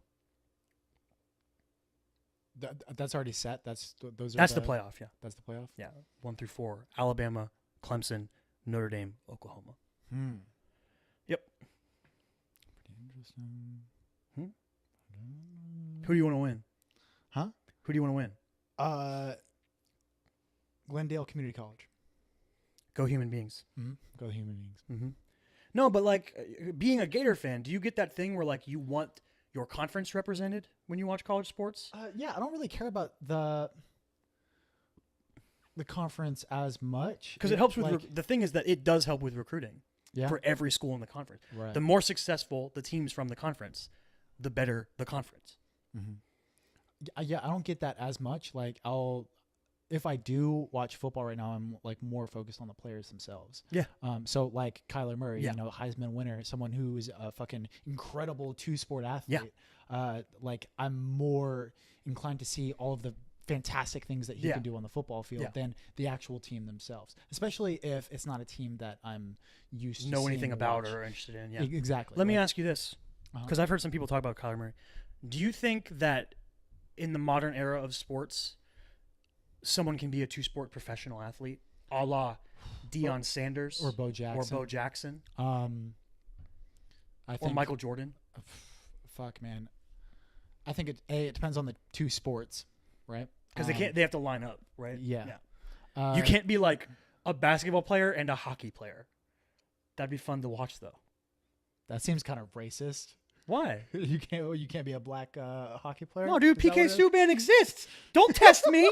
Don't test me. Damn, dude. You Don't. fucking knew that. I become a tiny hockey fan every playoffs. I Yeah? pick one team to bandwagon with. It's usually the LA Kings because it drives our friend Mike crazy. Right. I pretend to be a hockey Are fan. you in like the same I division learned as- no. I just learned. It's just they won the championship one year, so I said I was they were my favorite team, and then I learned like 5 players' names. Right. Because like 5 or 6 is when you're like you're not you do this. You go, you're not a Kings fan. Name one, and you name one player, and they're like, name one more, and you're like, you name another one. If you can get to like 5, people believe you. Right. Right. Right. So you just learn like 5 players' names. Yeah. You pretend to be a fan of a team. Like- and then when they get knocked out, you just jump to another team and you just pretend to be. It's just fun. Like hockey is fun. I don't really watch it much, but I've heard going to hockey games is incredible. I'd like to go to a hockey Yeah, game. me too. But I don't know if I could name like 3 Canucks, Penguins, Red Wings. there you go. 3 Kings, teams. You did it. Ducks. Ducks are one. Canucks and the Ducks. Canucks and the Ducks and the Panthers. Maple Leafs. Lightning. You Oh, didn't Lightning. even Oh, start yeah. in our home state. Yeah. But yeah, Okay, so two sport the basketball athletes, right? thing is the basketball hockey are literally their seasons are at the exact same time. Oh, The right, playoffs right. and the Okay. regular season happen at the exact Okay. same time. So I think it would be fucking incredibly difficult. Yeah, I me mean, too. whatever people like, whatever stories you want to tell yourself, I think that like the current athletes of today are the best athletes. That Oh have yeah, ever played in that sport. absolutely, absolutely. They're They are. like with time, people Yeah. are going to get better at their sports. the Now- more that physical and health science gets better and stuff like that. It's just like I heard someone say some baseball player was talking about how he could strike out Babe Ruth really easily today. yeah, And it's like, well, yeah, if you took Babe Ruth from back then and he just fucking smoked a cigar in the dugout and walked out with a hot dog, yeah, sure. But if he grew up in the modern environment with the physical gifts that he had, he would still be an And impeccable player. modern day and- technology. Yeah, and exactly. everything, right. Yeah, you can't like look at players and evaluate their how good they are in a vacuum. You know, you have to evaluate their environment too. Yeah. Sorry, I just had to peek that score. Are they winning? We're still up 91-83. 3 Hmm. minutes left. Put it away, boys. Put it away, boys. You want to do some shout outs? Yeah, you go first because You want I don't have one. Uh-oh, you better think. Yep. Okay, my shout out is a web show. At this point, they just feel like TV shows. You know what I mean? Like shows that are based on like an internet like site. Seems like just a TV show at this point. Anyway, it's called Between the Sheets. It's a talk show, yeah, right? Yes. Yeah. Like, It is. It airs on the Critical Role channel, which Okay. I've talked about. Critical Role, the D&D show. Between the Sheets is just a talk show that they do, hosted by Brian Wayne Foster, who is a writer and musician and very funny, self-deprecating guy. He recently got engaged to Ashley Johnson, who is an actress known for the video game The Last of Us. She was in the Avengers. She's that waitress in the Avengers. She's on the TV show Blind Spot. He is Logic's writing partner and good friend and plays D&D with him. But he's the host of the show, and the title is like a funny. It's like a pun because character sheets on D&D in the first season, and also sex between the sheets. The first season is available now. You can watch it. All the videos are on YouTube on the Critical Role YouTube channel, and available on Twitch. If you subscribe to their Twitch channel, you can watch the VODs. But it's just a really good interview show where Brian's just a really empathetic dude, and he's just really good at knowing when to dig deeper into something and when to sit back and let someone talk. You know what I mean? Something that we're horrible at because we just like to talk over each other. But season 2 is coming out soon, and I don't know. I only know that Logic is going to be on season 2 on one of the episodes, which I'm really excited for. Really excited for like a good deep dive interview with Bobby. But the first season has the whole cast of Critical Role, except Ashley, because she was probably in New York, I would assume, because she films Blind Spot. But yeah, they're really good. Brian's a really, really great interviewer and a very funny guy. The other thing, the bit of the show, I guess, the thing is like they drink a cocktail throughout the interview, and it's like the guest's choice. And at the end of the episode, Brian teaches you how to make the cocktail. I don't give two shits about that part. Oh, really? No, I don't care about it. But you don't care, dude? I would love to take a mixology class. Yeah, I don't. I've literally bartended. Yeah, literally a bartender. Right. Yeah, I don't know shit about like making drinks. So like, I always like feel like really uncomfortable going to bars and like choosing what drink because it's a reflection of who you are, right? Like it is. Yes. Should it be? Probably not. But it's also not. You know what I mean? It's like it can be. Yeah. Or it's just like, I hate the taste of alcohol, so whatever masks it the best. But yeah, that's my shout out. Between the Sheets. You come up with one? Nope. Uh-oh. Nothing. What a week. What kind of shoes you wearing? Oh, these are Timberlands. That they're not like the normal types of Timberlands. They're like patent fucking leather and got like black soles and shit. I got them like on sale. Do you like them? I fucking love them. Timberlands. Timberlands. Shout out Timberlands. It's that easy. We did it. All right. I think that's all we got, guys. This has been the Chris and Kyle Show. Hit us up on the socials. The Chris and Kyle Show on Instagram, Facebook, YouTube, all podcasting platforms. tcaks pod on Twitter. Like, rate, share, review, comment, all that stuff. Hit Chris up at chrismichaelstott.com or chrismichaelstott on Instagram. Find me, davinwell25, Twitter, Instagram. No poll this week because the poll is over. There will be an Aquaman episode this Thursday, though, because that's what won. And it's Christmas Eve. Yeah. As we are being heard. Not as we speak, as we are being heard. It's Christmas Eve. So tomorrow, there's a very special Christmas bonus spoiler episode for It's a Wonderful Life. Old 1946 film, beloved by many. AFI's most inspiring movie of all time, you said? Yeah. How about that? Which we go into it in the... Yeah, we talk about it. Episode. Neither of us had ever seen it, so we watched it, did a spoiler episode on it, had a good time. Check that out tomorrow. Merry Christmas to everybody. Hope you have a wonderful holiday. Enjoy your families or your friends or however you spend it. And look forward to seeing you Monday for It's a Wonderful Life, Thursday for Aquaman. And in the new year, too. Look forward to 2019. More guest episodes, more spoiler episodes, Oscar episode coming up in January. Yep. It's going to be fun. That's it. This has been the Chris and Kyle Show. He's Chris. I'm Kyle. We out.